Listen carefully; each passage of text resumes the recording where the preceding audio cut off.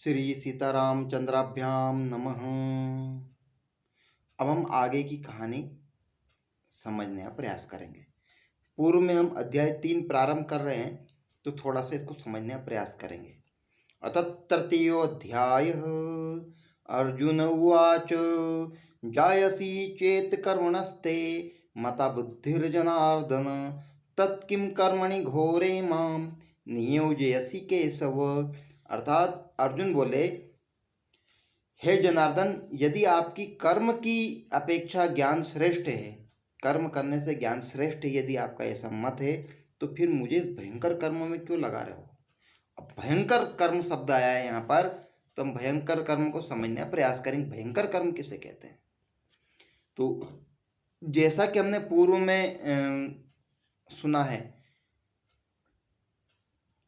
कि गरुड़ जी सर्पों और उनकी माता कद्दू से कहते हैं, बोले मैं तुम्हारा कौन सा श्रेष्ठ कार्य कर दूं कि तुम मेरी माता को मुक्त कर दोगे। हम जो ये तुम्हारे दासीपन है इससे मुक्त हो जाए। अब चूंकि अमृत का नाम सुन करके सर्पों के मुंह में पानी आ गया। बोला हाँ हाँ हाँ, आप हमारे लिए अमृत ला दो। अमृत ला दोगे तो आपकी माता भी दासीपन से छूट जाएगी और आप भी छूट जाओगे। कद्दू जो सर्पों की माता थी वो भी मान जाती, बोले हाँ हाँ, आप हम सर्पों के लिए और मेरे लिए अमृत ला दो। अब विनीता नंदन पूर्व में अपना भरपेट भोजन करने के लिए जाते हैं, तो अपनी माता से को प्रणाम करते हैं और बाहर निकलते हैं। और बाहर निकल करके एक तालाब के पास जाते हैं। तालाब में एक बहुत बड़ा कच्छप बोले तो कछुआ रहता था, और उसके पास के जंगल में एक बहुत बड़ा ऐसा एरावत नस्ल का एक बहुत बड़ा हाथी रहता था। अब ये उन दोनों को पकड़ लेते हैं और खाने के लिए ऊपर उठा लेते हैं और आकाश में भ्रमण करना चालू करते हैं। अब चूंकि भ्रमण करते करते करते करते अब ये वास्तव में पूर्व जन्म में दोनों भाई थे। कौन? कछुआ और हाथी। और किसी बात को लेकर इनमें भयंकर विवाद हो गया था। यदि आपको इनके विवाद की कथा सुननी है तो आप कमेंट करके बता देना, तो इनके दोनों के विवाद की कथा भी हम सुनाने का प्रयास करेंगे। तो यहाँ पर भयंकर कर्म की बात है कि भयंकर कर्म किसने किया है पूर्व में। तो ये सबसे भयंकर कर्म दृष्टिगत होता है, वो होता है विनीता नंदन गरुड़ जी का कर्म, और वो है अमृत को लाने के लिए जो किया गया था कर्म वो।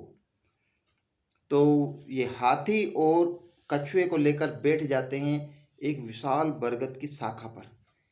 अब चूंकि बहुत अधिक भार हो जाता है, हाथी कछुआ को पंजे में पकड़ कर विनीता नंदन स्वयं बैठे हुए हैं, तो इनके वजन से जिस डाल के ऊपर बैठे हुए थे वो डाल चरमरा कर टूट जाती है। और उसके ऊपर वालखिल्य ऋषि तपस्या कर रहे थे। वालखिल्य ऋषि वे ऋषि होते हैं जो सूर्य के प्रकाश का ही भक्षण करते हैं।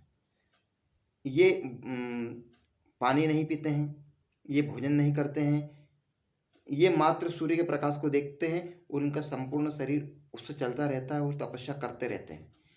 ये उल्टे लटक कर तपस्या कर रहे थे और वो शाखा टूट जाती है। वो टूट जाती है तो जो विनीता नंदन हैं, जो गरुड़ जी हैं, तुरंत अपनी चोंच से उसको पकड़ लेते हैं, गिरने से रोक लेते हैं और आकाश में घूमते रहते हैं।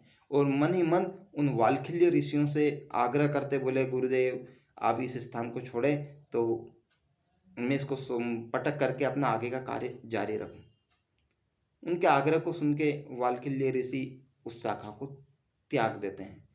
अब यदि आपको ऋषियों की जो अलग अलग श्रेणियां हैं, वालखिल्य ऋषि कौन है और कितने प्रकार की इनकी श्रेणियां हैं, वो जानना हो तो आप बताना कमेंट करके, तो अपन उसके ऊपर भी एक पूरा एक कथा उसकी बनाएंगे।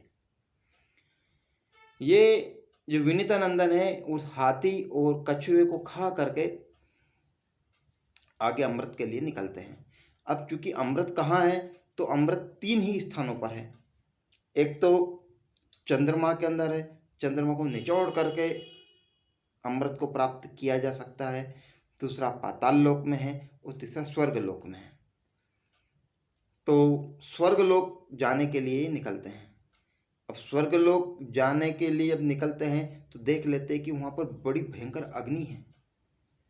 तो समुद्र के पास जाते हैं और समुद्र को बहुत सारा जल अपने शरीर के अंदर इकट्ठा कर लेते हैं, बहुत सारा जल पी लेते हैं, बहुत सारी नदियों का पानी पी लेते हैं,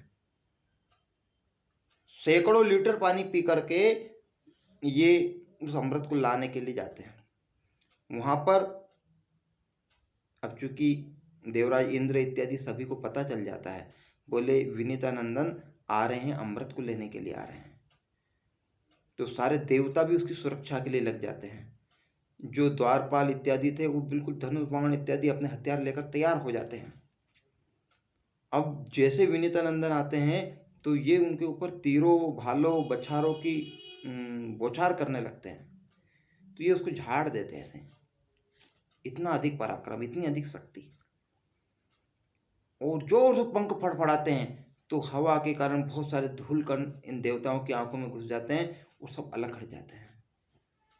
परंतु आगे जाते हैं तो देखते भयंकर आग, अग्नि, जहाँ और उसका तापमान भी बहुत अधिक। तो ये अपने मुंह के अंदर जो भरा हुआ पानी था उसको निकालना चालू करते हैं।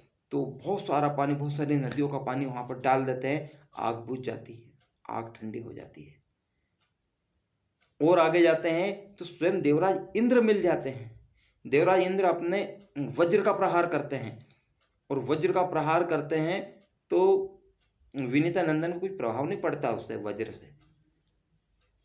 तो केवल सम्मान रखने के लिए अपना एक पंख गिरा देते हैं, बोले भाई तुम्हारा सम्मान रखने के लिए, बाकी कुछ हुआ नहीं है उनको।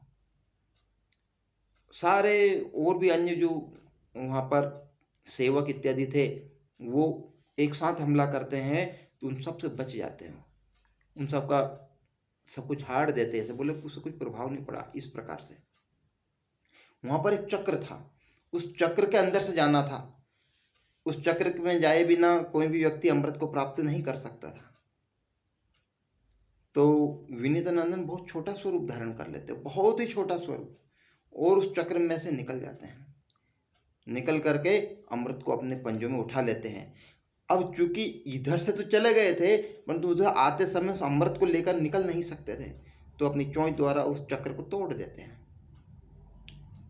हैं। तो देवराज इंद्र इत्यादि सब देवता उनके आगे हाथ जोड़कर खड़े हो जाते हैं। बोले प्रभु, ये स्वर्ग की देवताओं की मर्यादा है, आप इसे इन सर्पों को दे दोगे तो ये पीकर अमर हो जाएंगे और ये बहुत अधिक अत्याचार करेंगे। तो जो विनीतानंदन है वो कहते हैं, बोले मेरा उद्देश्य उनको पिलाना नहीं है, मेरा उद्देश्य केवल देना है, मैं स्वयं भी पीना नहीं चाहता। तो बोले बस आप बोले उनको दे देना, बाकी हम वापस ले लेंगे। बोले हाँ, मैं इस कलश को लेके जाऊंगा और वहाँ पर रख दूंगा, रखने के बाद में तुम इसको उठाओ चुराओ कुछ भी करो। बोले उसके बाद में भी यदि सर्प ने आपके ऊपर अधिकार जताया तो बोले वो सब हम निपट लेंगे। और ये अमृत कलश लेकर के उन सर्पों के पास आते हैं। तो वहाँ पर कुश रखी हुई थी, कुश का आसन था, उस कुश के आसन पर अमृत कलश को रख देते हैं। सारे सर्प और जितनी प्रजाति के थे सारे सर्प और उनकी माता उसको पीने के लिए झपटते हैं। तो विनीतानंदन है बोलते अरे रुको, पहले स्नान इत्यादि करके स्वच्छ होके आओ फिर इसको पीना। अब ये सब स्नान इत्यादि करने के लिए जाते हैं और तब तक देवराज इंद्र इत्यादि उस कलश को उठाकर चुरा लेते हैं और स्वर्ग लोक पहुंच जाते हैं। अब इधर जब सर्प आते हैं तो देखते हैं अमृत कलश गायब हो गया, देवताओं ने चुरा लिया। तो जहां पर रखा हुआ था उसी को चाटने का प्रयास करते हैं, चाटने का प्रयास करते कुछ तो अंश चिपका ही होगा ऐसा करके, तो इनकी जीभ के दो टुकड़े हो जाते, दो मुंह वाली जीभ हो जाती इनकी। जब विनीतानंदन के ऐसे पराक्रम का वर्णन भगवान विष्णु सुनते हैं तो वो भी वहां पर आते हैं और विनीतानंदन को बोलते हैं, बोले तुम कोई वरदान मांग लो। तो विनीतानंदन कहते हैं, बोले प्रभु मुझे तो किसी चीज की आवश्यकता नहीं है। बोले फिर भी कुछ तो वरदान मांग लो। बोले प्रभु मुझे तो कुछ भी नहीं चाहिए, परंतु यदि आपको कुछ चाहिए तो आप मेरे से मांग लो। तो भगवान बोलते हैं, बोले हे विनीतानंदन आप हमारे वाहन बन जाइए, वाहन हो जाइए। तो गरुड़ भगवान स्वयं प्रस्तुत होते हैं और बोले जी प्रभु मैं आपका वाहन बनने के लिए तैयार हूँ। और इनके भगवान विष्णु के वाहन के रूप में हम देखते हैं गरुड़ जी आज भी विद्यमान है, और बिना अमृत पिए ही वो अमरता का वरदान प्राप्त कर लेते हैं। ये है कथा माता विनीता के दासत्व, माता विनीता का दासत्व से मुक्त होना, और जो गरुड़ जी का जो बड़ा भयंकर कर्म है वो भयंकर कर्म करना। भयंकर कर्म किसे कहते हैं वो यहाँ पर वर्णित है। तो ये कथा यहाँ पर समाप्त होती है। इसके बाद और आगे हम आगे की कथा जो उच्चश्रवा घोड़ा के जन्म की कथा, जो कि उच्चश्रवा घोड़ा से यहाँ से प्रारंभ हुआ था। उच्चश्रवा घोड़ा जो है वहाँ से शर्त लगी थी, तो इसके पूंछ का काला और सफ़ेद होने का क्या राज है, इस राज को पहले उसके जन्म से जानना पड़ेगा कि इस उच्चश्रवा घोड़ा का जन्म कहाँ हुआ था। इसके लिए हम मिलते हैं अगले एपिसोड में। जय श्री राम।